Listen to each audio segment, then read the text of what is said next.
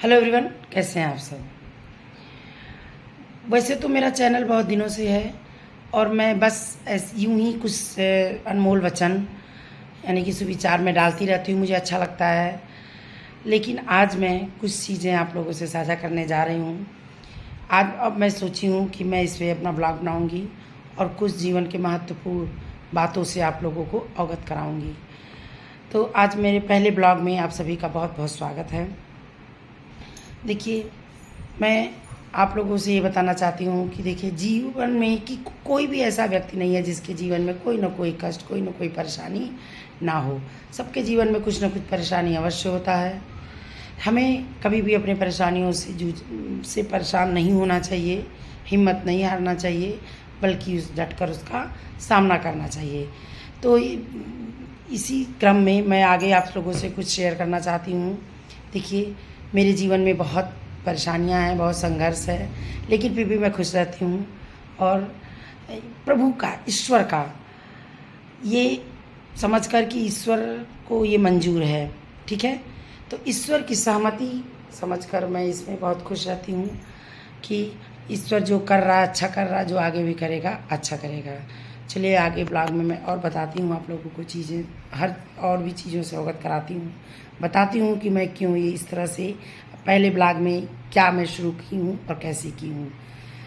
तो मैं आगे चीज़ें बताती हूँ अभी। हाँ तो दोस्तों, हमारे घर में हमारा बहुत छोटा सा परिवार है। अभी आज के ब्लॉग में मैं सिर्फ बताऊँगी, उसका मैं आपको दिखाऊँगी भी, और जब आप देखेंगे ना तो यकीन मानिए आपका दिल दहल जाएगा कि मैं इतनी खुश रहती हूँ। इतने सारे परेशानियों में गिरने के बाद भी मैं खुश रहती हूँ। मैं दोस्तों कोई संपैथी लेना नहीं चाहती, सिर्फ़ और सिर्फ मोटिवेट करना चाहती हूँ कि इस में भी हो सकता है कि मेरी स्टोरी या मेरी कहानी सुनकर, देखकर आप लोग मोटिवेट हों। क्योंकि बहुत से ऐसे दोस्त हैं जो अपने ज़रा सी भी मुसीबत या संकट पड़ता है तो उससे वो क्या हो जाते हैं, एकदम बिफर जाते हैं। तो कहने का मतलब है कि मुश्किलों से या परेशानियों से या तो हम निखर जाते हैं और या तो बिखर जाते हैं। तो सही बात यह है कि हमें बिखरना नहीं चाहिए बल्कि निखर जाना चाहिए, मतलब कि हमें अपनी परेशानियों को झेलना चाहिए।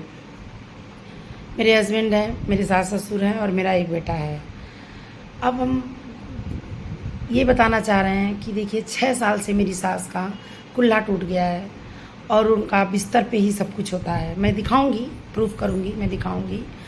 बस आज मैं ऐसे ही यूँ ही बैठी थी तो मुझे लगा कि मुझे अपनी चीज़ें शेयर करनी चाहिए। थोड़ा होता है ना कि अगर हम अपनी बातें, अपनी तकलीफ़ को किसी से कह देते हैं, बता देते हैं तो हम हल्के हो जाते हैं। लेकिन दोस्तों, मेरे इर्द गिर्द ऐसा कोई नहीं है जिससे मैं अपनी बातें बता सकूं, और मैं इसमें बिलीव भी नहीं करती। होता क्या है कि ऐसे नॉर्मल अगर आप अपनी बातें किसी से साझा करते हैं तो आपके दुखों से वो दुखी नहीं होते हैं, आपके सामने दिखावे के लिए दुखी होंगे, लेकिन वो कहीं ना कहीं आपका मजाक उड़ाएंगे और उसका वो फ़ायदा लेने लगते हैं। तो एक पढ़े लिखे होने के नाते मुझे लगता है कि मुझे अपनी चीज़ों को किसी से शेयर नहीं करना चाहिए, बल्कि उसे मतलब निपटना चाहिए। लेकिन मुझे लगा कि मुझे करना चाहिए। होता है कि कोई भी चीज़ें बहुत ज़्यादा जब भर जाती हैं तो उसे खाली कर देना चाहिए, तो इसलिए मैं थोड़ा साझा कर रही हूँ आप लोगों से। तो उनका कुल्ला टूट गया है और वो बिस्तर पे ही, उनका 6-7 साल हो गया, 7 साल हो गया, और वो बिस्तर पे ही उनका सब कुछ हो रहा है। दोस्तों, जब आप उनको देखेंगे तो आपका दिल दहल जाएगा उनका, कि वो किस हाल में पड़ी हैं बिस्तर पे। अब और मेरे ससुर जी जो हैं, उनका भी 4 साल पहले ब्रेन हेमरेज हो गया था और फालिज की शिकायत हो गई थी। तो हम लोगों के सेवा कहिए या भगवान का कृपा कहिए, जो भी है, जो भी समझ लीजिए, तो वो अब मतलब चल फिर रहे थे। मतलब फालिज की शिकायत होने के बाद भी हम लोग की सेवा से वो चलने फिरने लगे थे, मतलब बाथरूम वगैरह चले जाते थे, साथ में जाना पड़ता था। लेफ़्ट साइड का अटैक था उनका, तो वो जब जाते थे तो उनके साथ एक लोगों को जाना पड़ता था, क्योंकि वो लेफ़्ट साइड में चलते चलते गिर जाते हैं, ऐसा उनका था। लेकिन जो है, और दिमाग में ब्रेन हेमरेज होने से जगह जगह उनके दिमाग में क्लॉटिंग हो गई थी, ब्लड जम गया था। तो एज चूँकि उनकी काफ़ी ज़्यादा है, 80+ है, तो डॉक्टर ने कहा कि अब इनका ऑपरेशन नहीं हो सकता, क्योंकि अगर ऑपरेशन होगा तो सक्सेस नहीं होगा। इसलिए हम लोग उनका ऑपरेशन, डॉक्टर करने को तैयार नहीं हुए तो हम लोग उनका ऑपरेशन नहीं कराए। तो एक तरह से वो अपनी मेमोरी को मतलब खो बैठे हैं, उनको कुछ याद नहीं है। कभी कभी कुछ चीज़ें, बहुत पुरानी चीज़ें बचपन की, उनके बचपन की जो है वो याद आ जाती है, अदरवाइज वो कुछ याद नहीं रखते हैं। कभी कभी कुछ याद आता है, वो भी क्षणिक के लिए, क्षण भर के लिए याद करते हैं, फिर वह भूल जाते हैं।